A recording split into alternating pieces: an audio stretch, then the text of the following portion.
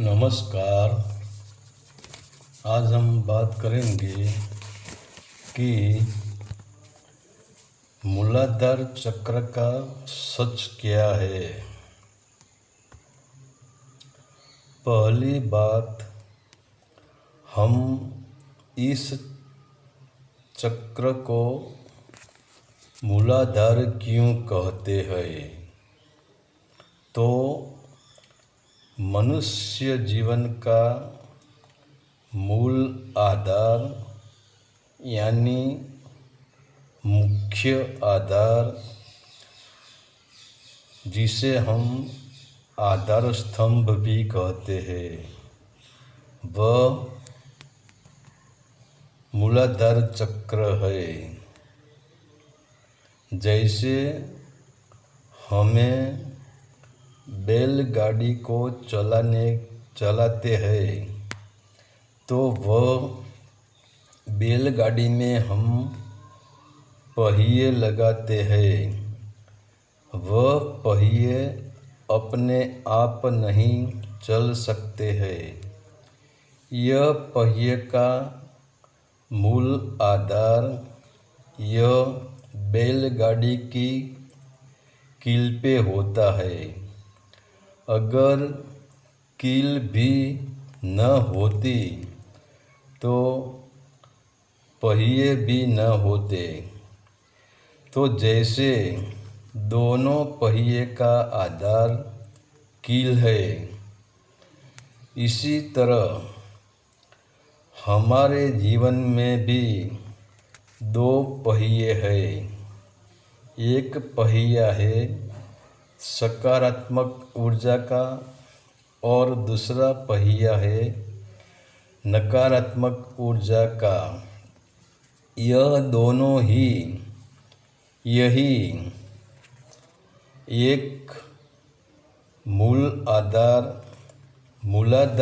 चक्र पे है, क्योंकि यह दोनों ऊर्जा को मूलाधार ही चला रहा है। जो एक चक्र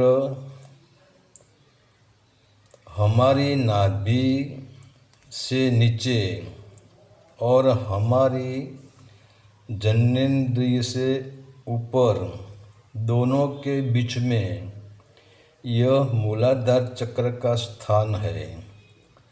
और इनके दो छोर है।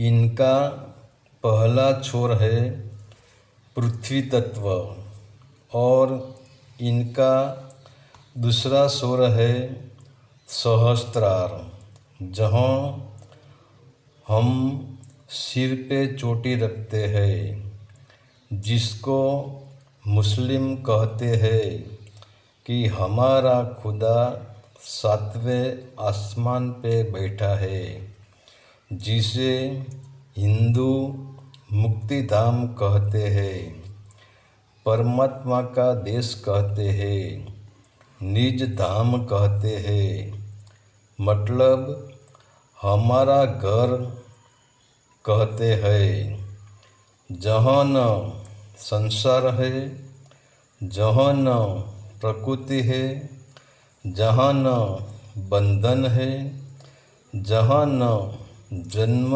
या मृत्यु है, जहाँ न कभी परिवर्तन है, और जहाँ जाने के बाद सहस्त्रार के तेज से तुम्हारे अनंत जन्मों का कर्म जल जाता है और आत्मा मिटकर परमात्मा रूप हो जाती है। जैसे बूंद सागर को मिलकर सागर हो जाता है।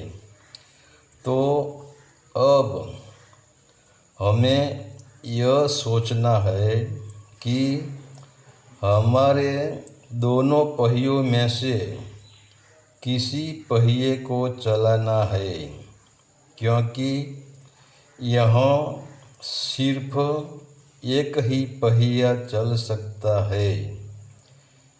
क्योंकि हम कहते हैं, जहाँ काम है, जहाँ वासनाएं है, वहाँ राम नहीं।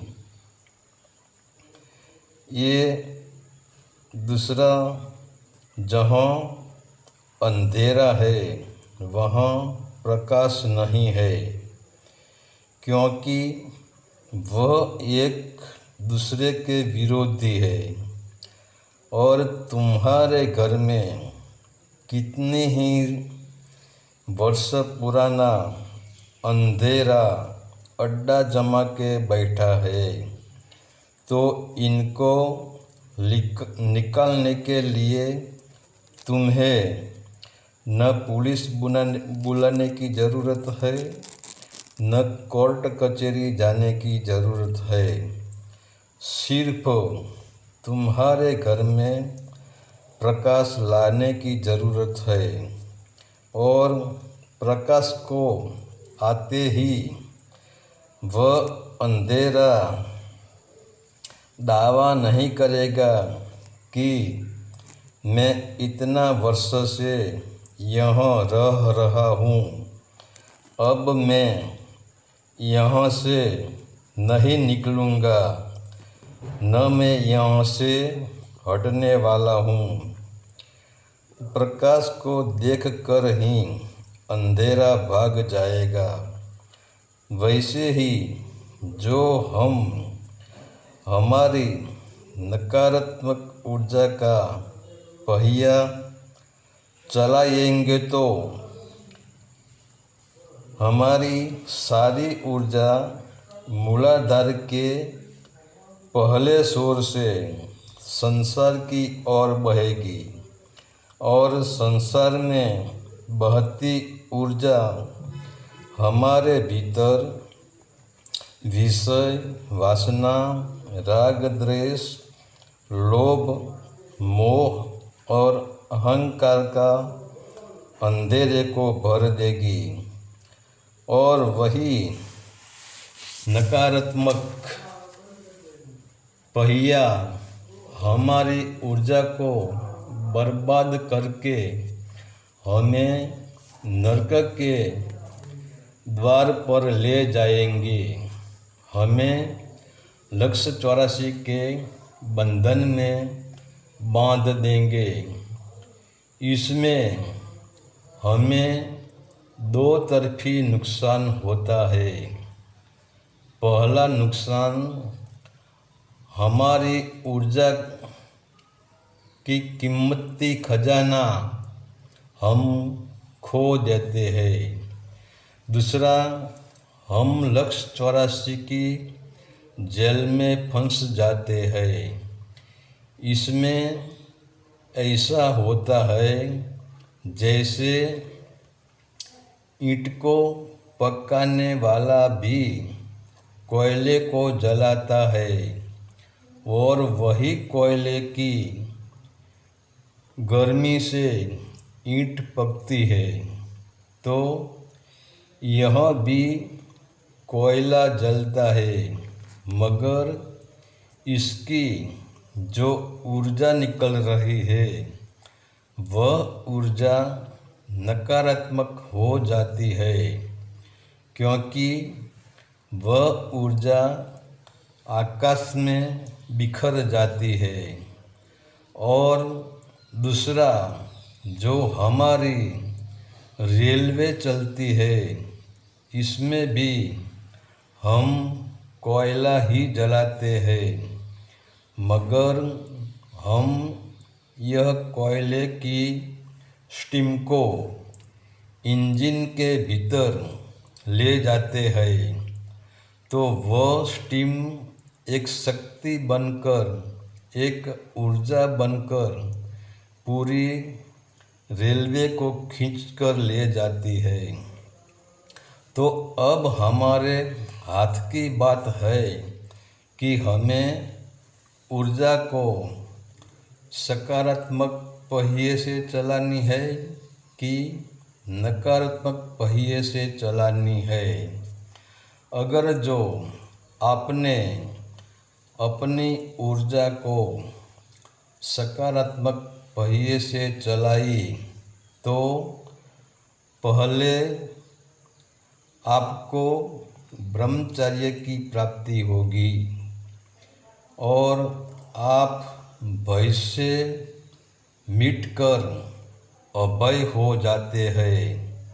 जैसे गणेश को हम ज्ञानी कहते हैं, वैसे तुम्हारे भीतर भी ज्ञान की गंगा बहने लगती है। फिर तुम्हारे हाथ से कोई विघ्न नहीं होता है, तो तुम भी निर्विघ्न हो जाते हो और गणपति को बड़ा पेट बताया है। वैसे तुम्हारा हृदय विशाल सागर जैसा बन जाएगा और तुम सर्व बंधनों से मुक्त होकर, पृथ्वी से मुक्त होकर परमात्मा के प्रदेश में, निज धाम में असीम की यात्रा करोगे। हरि ओम तत्सत। आदेश का प्रणाम।